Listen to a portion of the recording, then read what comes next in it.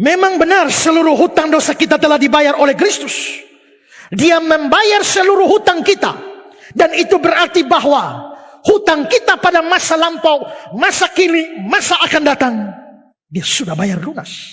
Dia tidak hanya membayar dosa-dosa kita masa lalu sebelum kita percaya, tapi juga untuk dosa-dosa selanjutnya setelah kita percaya. Memang benar kita dibenarkan oleh Allah. Pembenaran kita tidak bisa dibatalkan. Tidak bisa. Memang benar sekali kita diterima jadi anak, tidak pernah bisa dipecat jadi anak. Memang benar bahwa semua yang sudah percaya tidak mungkin dihukum lagi. Memang benar keselamatan kita dijaminkan dan tidak bisa hilang. Tapi kalau begitu, boleh dong berdosa-berdosa saja. Kan keselamatan tidak hilang. Kan tidak dipecat jadi anak. Kan pembenaran tidak bisa dibatalkan. Kan hutang sudah dibayar. Letak persoalan bukan di situ. Letak persoalan dari dosa-dosa harian kita, itu bukan soal keselamatan, soal pembenaran, soal anak Allah, soal penghapusan dosa. Bukan. Letak persoalannya pada relasi dengan Allah. Itu persoalannya. Ingat, Allah itu hakim, tapi dia juga Bapa. Sebagai hakim,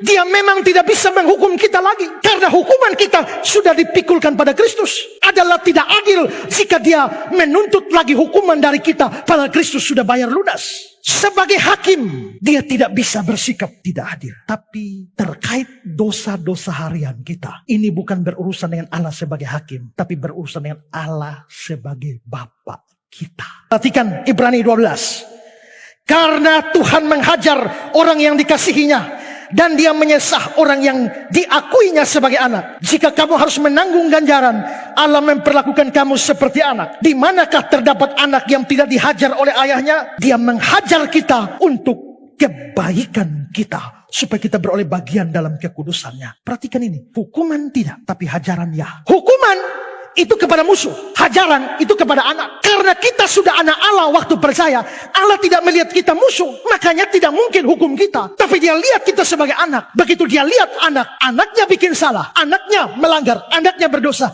dia hajar anaknya. Jadi orang sudah percaya pada Kristus tidak dihukum, tapi dihajar. Wah, tidak dihukum, puji Tuhan, aman.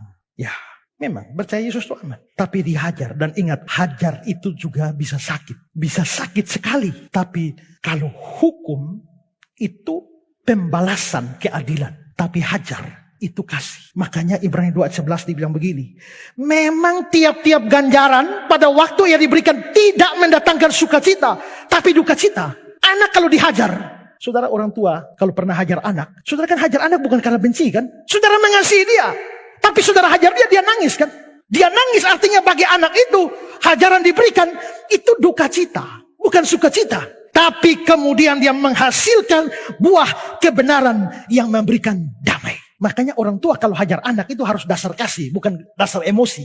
Makanya salah satu prinsip menghajar anak itu adalah jangan menghajar anak saat emosi. Begitu anak buat salah, yang patah di punya leher. Pada waktu itu jangan hajar. Tunggu marah sudah reda, baru sini panggil. Baru hajar. Itu baru hajar karena kasih. Tapi kebanyakan orang tua kan pada saat emosi itu hajar. Makanya tulang patah, gigi roboh dan lain sebagainya kan. Wahyu 3:19. Barang siapa ku kasihi, ia ku tegur dan ku hajar. Relakanlah hatimu dan bertobatlah. Hajar di sini itu dikaitkan dengan barang siapa ku kasih. Hajaran banyak bentuk, bisa sakit penyakit, bisa musibah, bisa kecelakaan, bisa kerugian, bisa kebangkrutan, bisa kegagalan, bisa. Tapi lagi-lagi ingat, tidak berarti orang sakit karena dihajar, orang gagal karena dihajar, orang bangkrut karena dihajar, belum tentu. Tapi karena ini memungkinkan, maka setiap kita mesti koreksi diri.